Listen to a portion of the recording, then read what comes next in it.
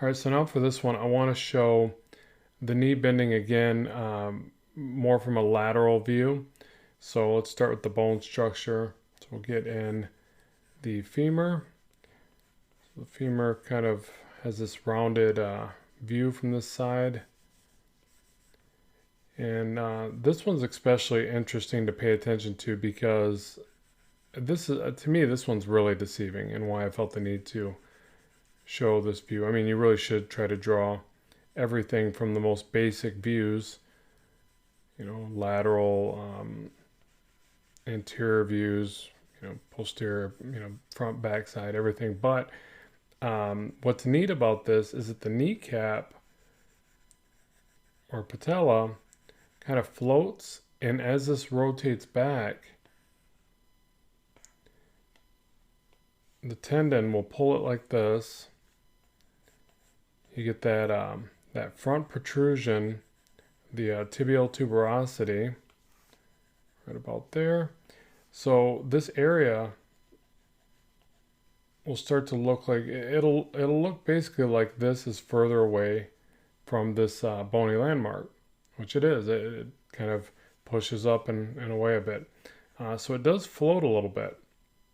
And I think that's helpful to pay attention to. Now, obviously, there's probably some subcutaneous fat pads and different things going on in there. I don't mean that it literally floats, but it's not connected to these two bones. Again, these ligaments and tendons, I believe. Yeah, patellar tendon and quadriceps tendon are what hold it into place. But again, as this rotates into this kind of groove here, this pushes upward. Over here, you're going to have the fibula. So it kind of sits in this recessed area right there.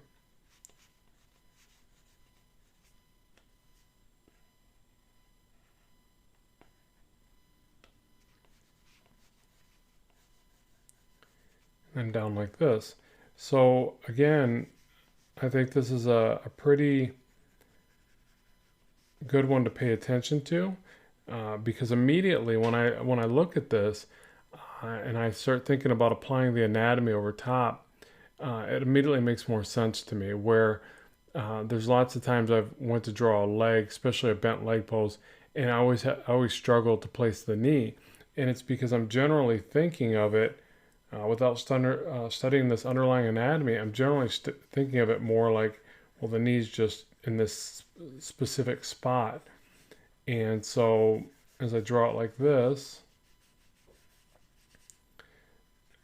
I'm kind of always wanting to place it there, and then I want to slope down maybe a little bit too flat, not as interesting as it would be knowing of what's there, so knowing now that the knee is pushed up a bit more, and instead of the orientation of the knee being here, it's actually up here. And then now knowing that pulled away from that tibial tuberosity, and that we get that bump lower from the knee from this particular kind of posing. But again, the main thing is this, is that it now teaches you to put the knee up in that kind of orientation. And I don't think I knew that before. Again, this, drawing that underlying structure is what elevated my thinking to understand that a bit better. And then so from here on out, and then I can attach, okay, I got the medialis here, like this, and have that blend in. Got that noticeable dip under the knee as well. So that's another thing is not just drawing the tendon straight down. Sometimes you're going to see people have a very noticeable knee kind of dip under the knee. So kind of bringing that out like that.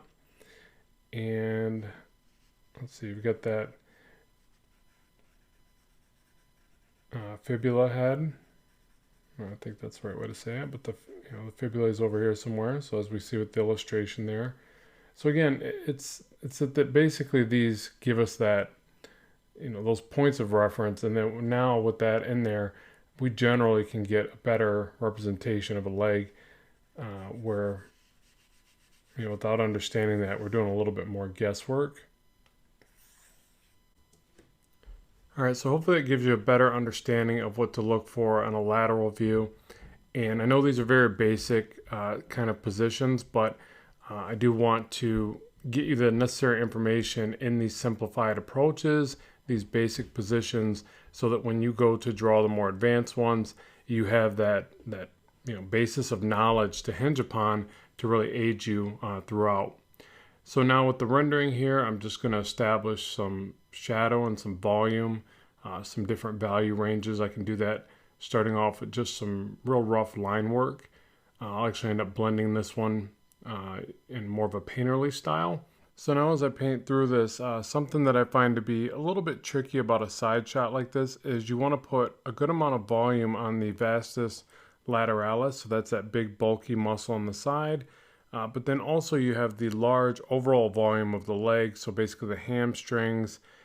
So essentially that rounded form of the leg, it's good to think about that in its entirety, but then also you want that vastus lateralis in a very defined individual to protrude out even further. So you're going to add more value under that.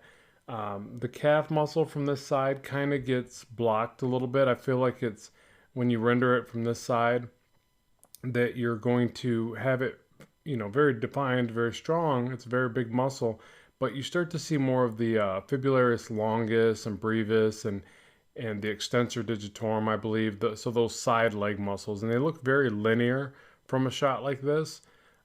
So that's why I have some lines going up the side of the leg. Where on the other side, as we get into the medial side of the calf, you'll see it looks quite different. And that's really the way it is all across the body. So again, it's good to always pay attention to the difference from the medial side to the lateral side of any part of the body. So there we have it. That'll complete this lesson, and we can now move on to the next.